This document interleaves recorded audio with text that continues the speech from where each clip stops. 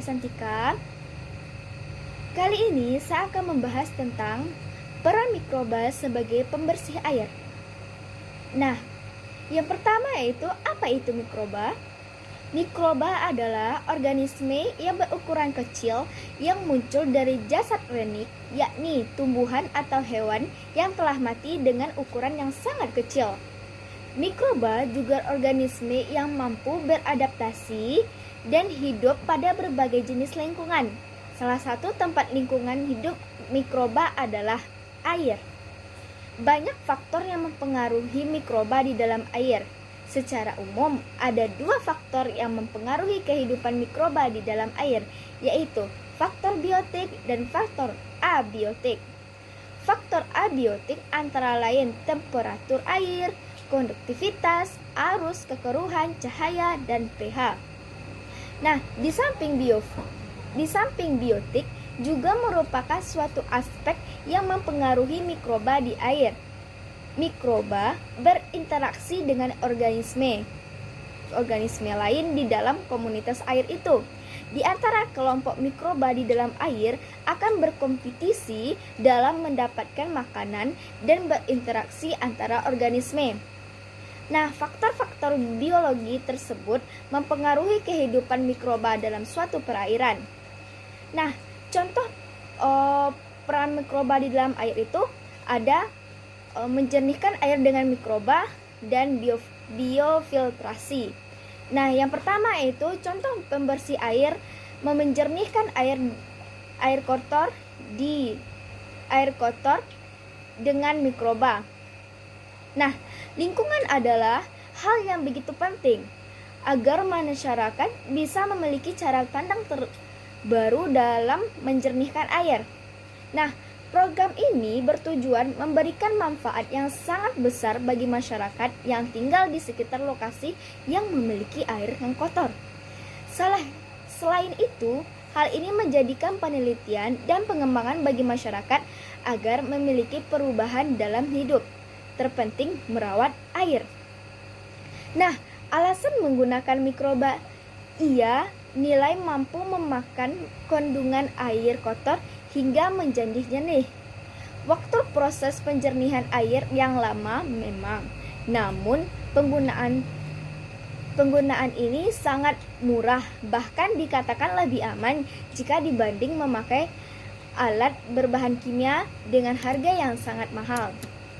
Saat ini, banyak alat penjernih air menggunakan bahan kimia, sehingga hasil dari penjernihan kerap kali menyisakan bahan kimia dalam air tersebut.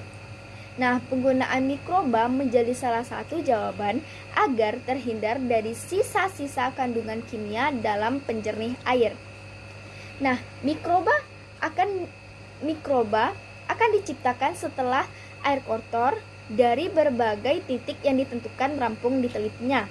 Nah, menjernihkan air dengan bahan kimia karena setelah penjernihan air banyak sisa-sisa klorin yang tertinggal. Dengan klorin bukan menyelesaikan masalah, tapi menjadi masalah baru, yaitu mengakibatkan gatal karena bahan kimia. Penciptaan mikroba ini harus menghindari tempat-tempat yang lembab dan harus ada sinar matahari. Penjernihan air menggunakan mikroba tidak mampu menjernihkan air kotor yang telah terkontaminasi oleh merkuri atau air raksa dan nuklir. Teknologi itu dapat mengubah air kandungan Fe atau zat besi, air gambut, air sungai, dan air hujan, dan air tingkat cemaran rendah menjadi air baku mutu rumah tangga hingga siap minum. Nah, yang kedua itu biofiltrasi. Nah, manfaat biofiltrasi untuk pengolahan air itu apa sih? Nah, biofiltrasi beda dengan filtrasi biasa. Filtrasi hanya menyaring kotoran yang melayang. Kalau bio memakai mikroorganisme. Nah, mikroorganisme itu yang akan menguraikan kotoran yang terlarut.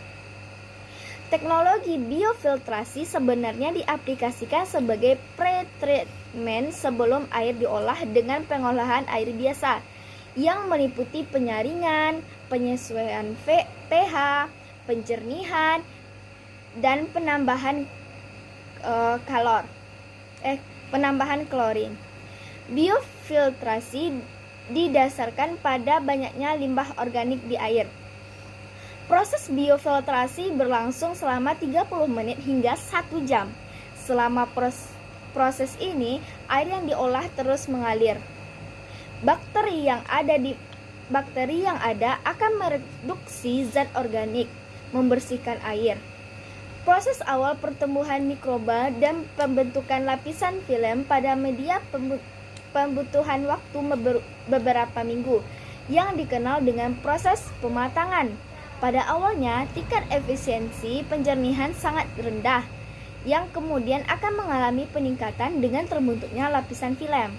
Nah, salah satu alternatif untuk mengeliminasi polutan tersebut dan air baku adalah proses biofiltrasi, yaitu proses yang memanfaatkan mikroorganisme atau mikroba yang ditumbuhkan melekat pada suatu matrik padat sehingga membentuk lapisan biologis atau biofilm. Terima kasih. Assalamualaikum warahmatullahi wabarakatuh.